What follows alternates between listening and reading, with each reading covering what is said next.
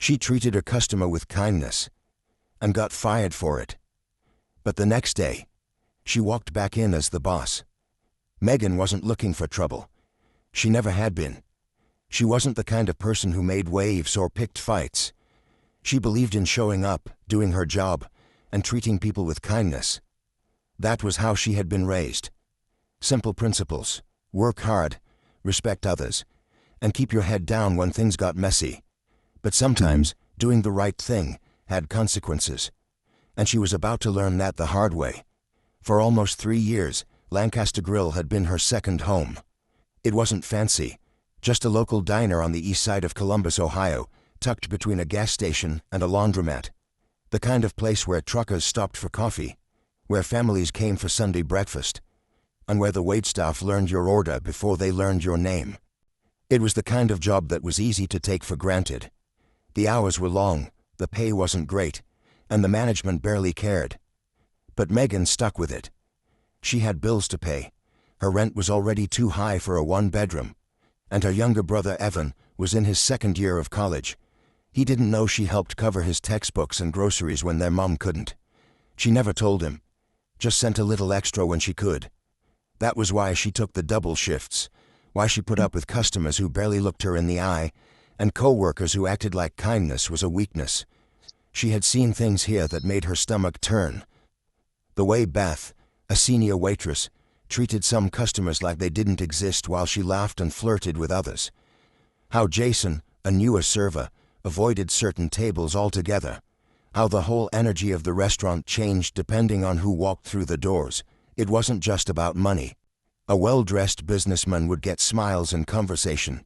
A working-class customer in a paint-stained uniform got rushed service. And if someone looked like they might not tip well, some of the staff wouldn't even try. Megan hated it. But calling it out wasn't an option. She had learned that the hard way. A few months back she'd made a comment, just a casual remark about how a table had been waiting too long while Beth lingered by the counter, scrolling through her phone. Beth had looked her dead in the eye and said, "You don't get paid extra for being a saint, Megan." That was how it was.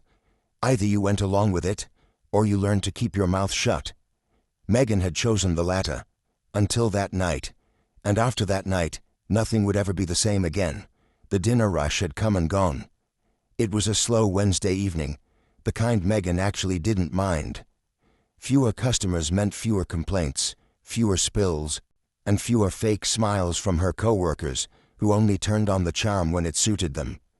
She was at the counter, refilling the sugar dispensers, when the bell above the door jingled. An older black man walked in. His clothes were clean but slightly worn. Nothing flashy, just a simple button-up and slacks. He carried himself with quiet confidence, but there was something in his posture, in the way he took a brief second to scan the room before stepping forward. Megan recognized that hesitation. She had seen it before, especially in customers who already knew what kind of welcome they were, or weren't, about to get. And sure enough, the response was immediate. Beth, leaning against the counter, didn't even look up from her phone. Jason, who had been joking with another server near the drink station, glanced toward the door, made eye contact with the man for a split second, and then went right back to his conversation. No greeting. No. Welcome to Lancaster Grill. Just silence. Megan felt the weight of it, thick and uncomfortable. This wasn't an accident. Her co-workers had made a choice. For a second, she considered keeping her head down, staying out of it. It would be easier. It always was. But then she glanced at the man again. The way he stood there waiting, like he was giving them a chance to prove him wrong. Just this once. So Megan made a choice too. She wiped her hands on a napkin, grabbed a menu, and walked straight over. "Evening, sir," she said, her voice warm but casual. "Just you tonight?" The man met her eyes, and something in his expression softened. "Yes, ma'am," he said, his voice steady. Megan smiled and gestured toward an open booth near the window. "Follow me." "You okay with a booth?" "Perfectly fine," he said as he settled in.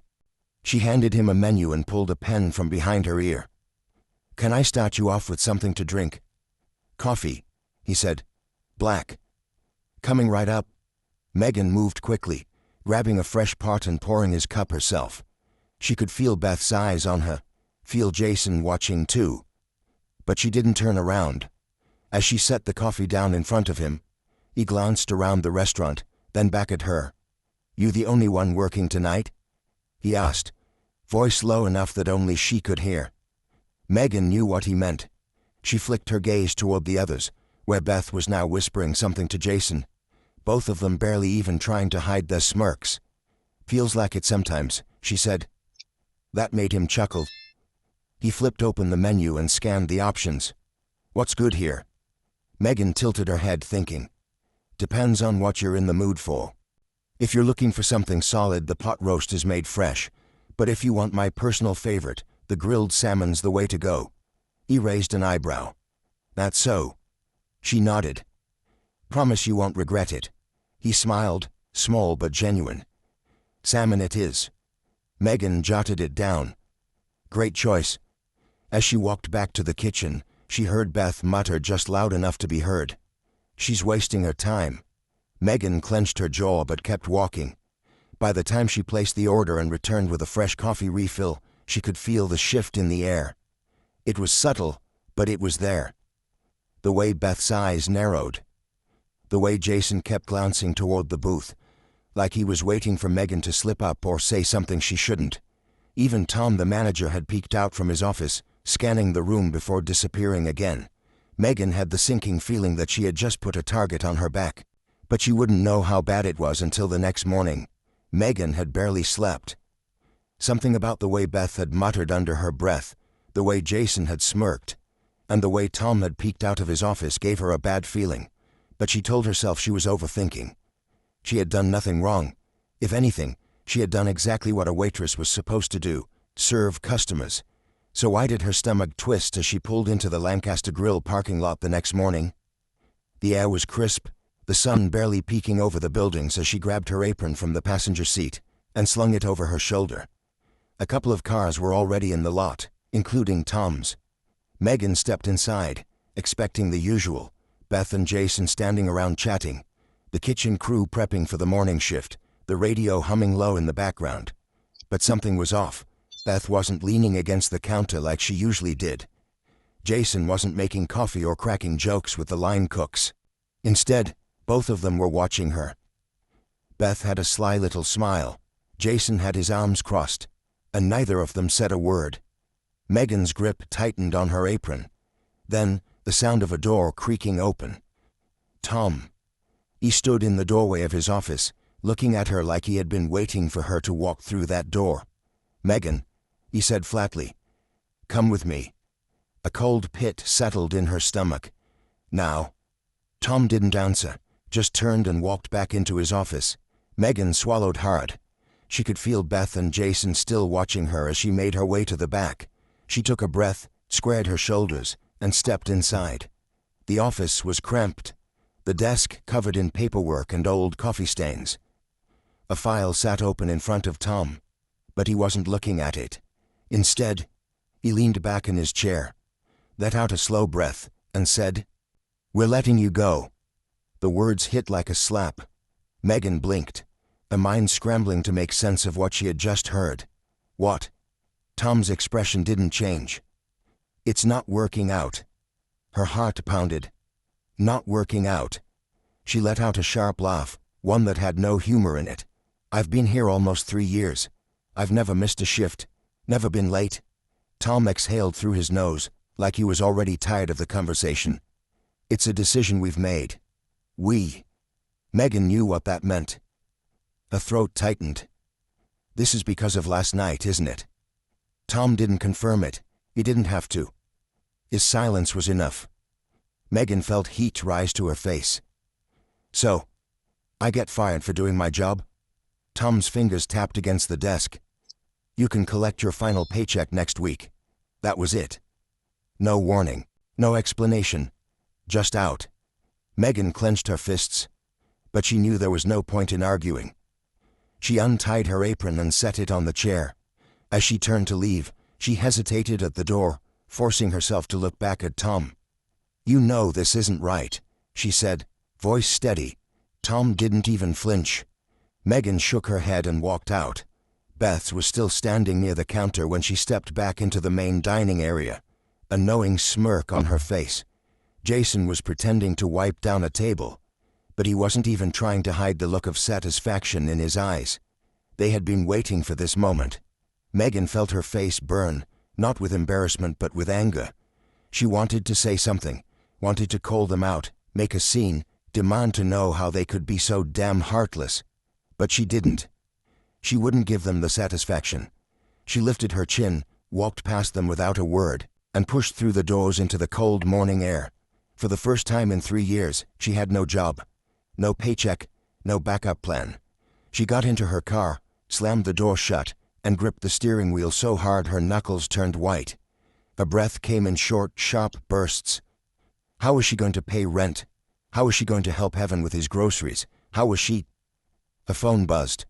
Megan ignored it at first, staring blankly at the windshield, her thoughts spiraling. Then she glanced at the screen. Unknown number. She hesitated. Then, with a shaking hand, she answered. "Hello?" A deep voice came through the line, steady and familiar. "Megan, this is Richard Lawson." Megan frowned. "I'm sorry. Who?" "The man you served last night at Lancaster Grill." Her breath caught. She sat up a little straighter. "Oh, yes, sir. How can I help you?" There was a pause. Then Richard said, "I heard what happened." Megan's stomach twisted. Of course he had.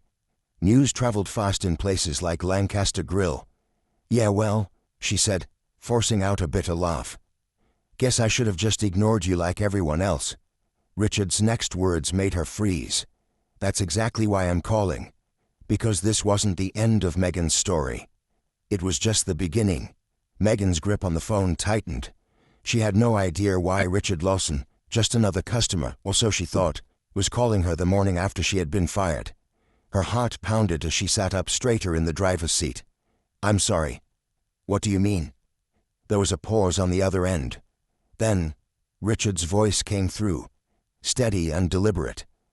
"I wasn't just there for dinner last night, Megan," he said.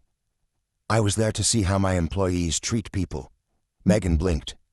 "Your employees?" "I own Lancaster Grill," Richard said simply. For a moment the words didn't even register. She sat frozen, her breath caught somewhere between disbelief and shock. "I'm sorry. What?" she finally managed. "You heard me," he said. Megan pressed her fingers to her temple. "So you're telling me you own this place?" "Yes." "And last night you were—" "What?" "Checking in." "More or less," Richard said. "I make it a habit to visit my restaurants unannounced. No formal inspections, no warning. I come in as just another customer. That's how you learn the truth about how a business is being run." Megan's chest felt tight. "And what did you learn?" she asked. Richard sighed. "That I have a serious problem with my staff." Megan let out a humorless laugh. "Yeah, no kidding." There was another pause. Then Richard asked, "How long have you worked there?" "Almost 3 years," she said. 3 years. And I've never missed a shift, never been late. I keep my head down, do my job, and treat people like human beings." She exhaled, frustration creeping into her voice. "But apparently, that was enough to get me fired." "That's exactly why I'm calling," Richard said. Megan furrowed her brows. "I don't understand." Richard was quiet for a moment before he spoke again. "I let them fire you on purpose." Her stomach dropped. "You what?" "I needed to see what they would do," Richard explained. "I wanted to know if this was just about bad service, or if it was something deeper. And now I have my answer." Megan shook her head. "So, you let them throw me out just to prove a point?" "I know it wasn't fair," Richard admitted. "But now, I know exactly who I can't trust to run my business the way it should be run." Megan felt her pulse thrumming in her ears. "And what does that mean for me?" There was a shift in Richard's tone. Something firm, almost authoritative. "It means I need someone I can trust," he said. "I need someone who actually understands what it means to run a restaurant fairly. Someone who doesn't pick and choose who gets treated with dignity based on their own prejudices." Megan frowned. I still don't see what this has to do with me. Richard's next words stopped her cold. I want you to come back, he said, as the new manager. Megan's breath caught. Her brain scrambled to process what she had just heard. What? You heard me, Richard said. I fired your manager this morning. Tom's done. Megan's mouth fell open. Beth and Jason were going to lose their minds. Richard continued, I know this is sudden, but I'm not interested in anyone else taking over.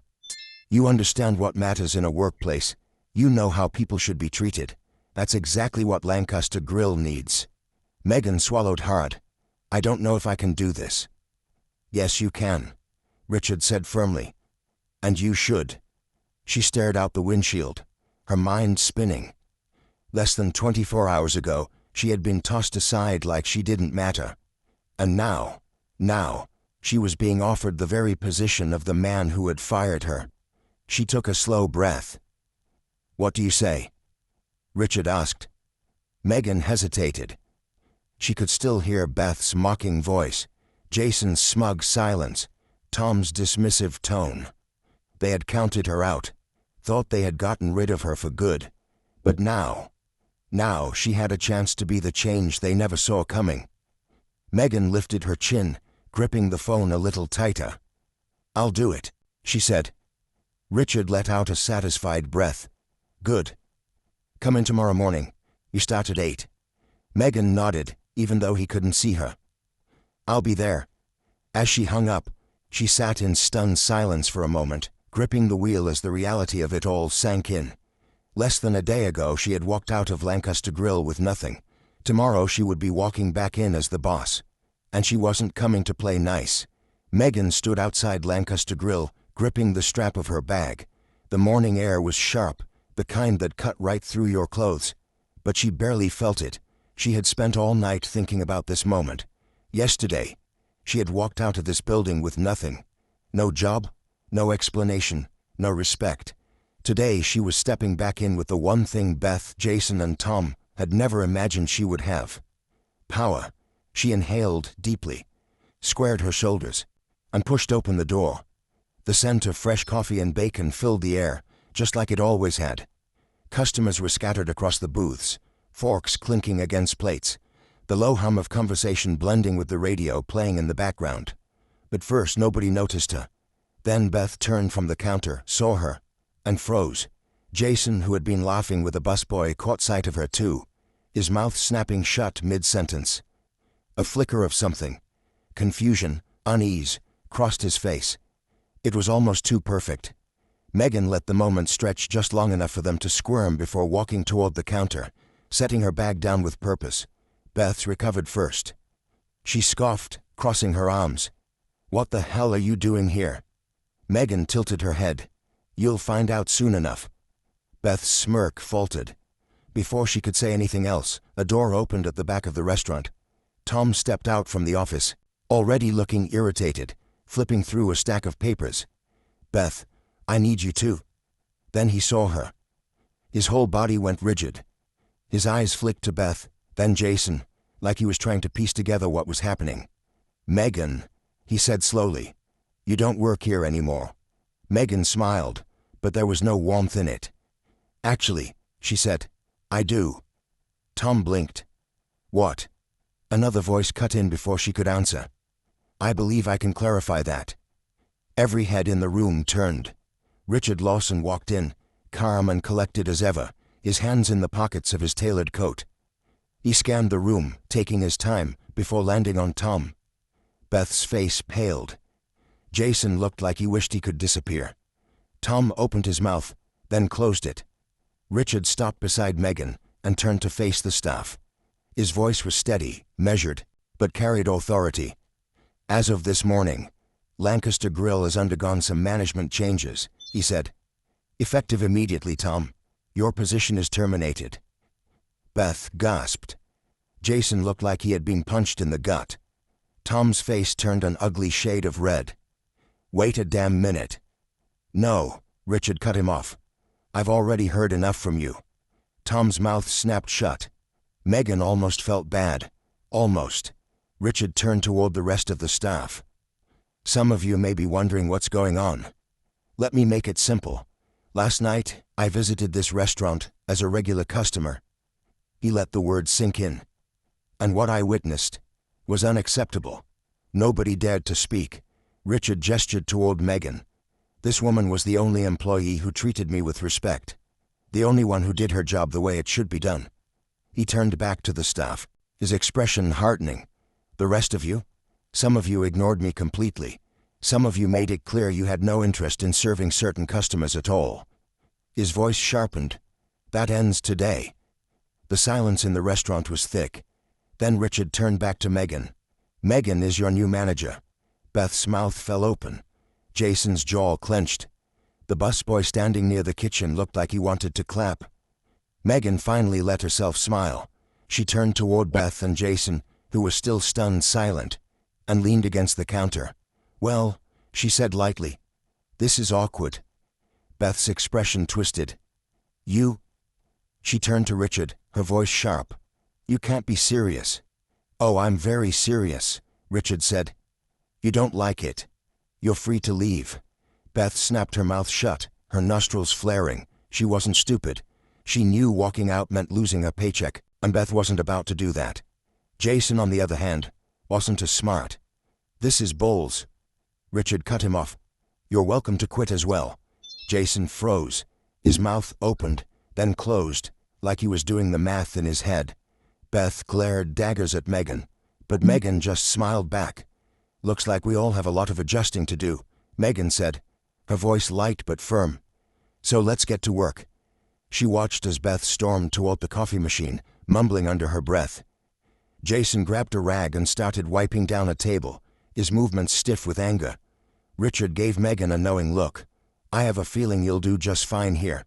Megan exhaled, watching as the restaurant settled into a new reality, one where she was in charge. And for the first time since she walked into this building 3 years ago, she felt something she hadn't before. Respect. The next few weeks were interesting. Megan had expected resistance. She welcomed it. Beth barely spoke to her unless necessary, her usual smirks replaced with tight-lipped silence. Jason sulked through every shift, making it painfully obvious that he was only sticking around because he had no better options. A few others, servers who had always played along with the old culture of favoritism, gritted their teeth and adjusted. Some didn't.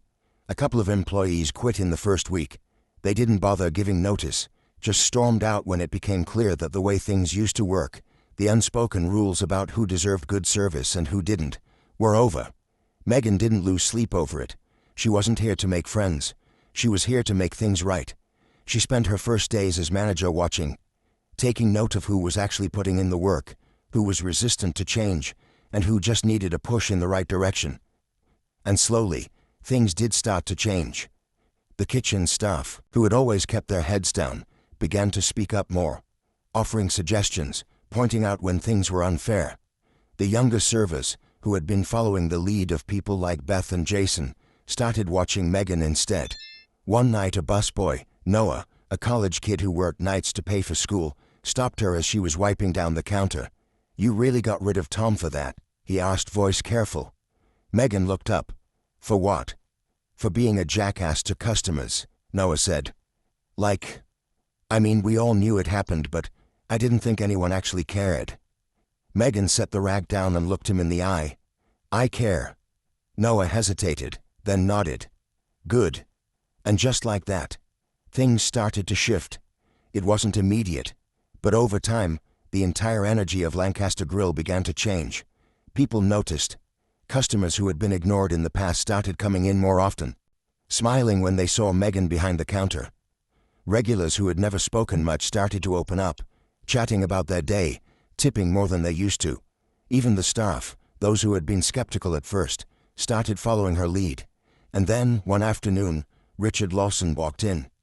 Megan was in the middle of balancing invoices when she heard his voice. How's my investment doing?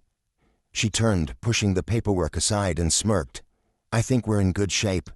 Richard glanced around. The restaurant was busy, not just with customers, but with a different kind of energy than before. The staff moved with purpose, the atmosphere lighter, The tension that had once been there now gone. Richard nodded, satisfied. Told you you'd be fine. Megan leaned against the counter. You didn't exactly give me a choice. Richard chuckled. No, I didn't. Megan exhaled, looking around.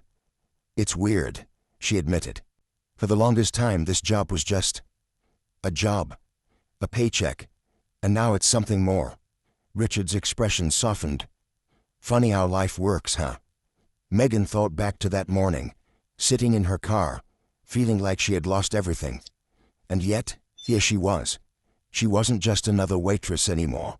She was the boss. And she had made damn sure that Lancaster Grill would never go back to the way it was. Because doing the right thing wasn't always easy. Sometimes it cost you everything. But sometimes, it gave you more than you ever imagined. If this story resonated with you, don't forget to like, subscribe, and share, because integrity matters, and it starts with how we treat each other.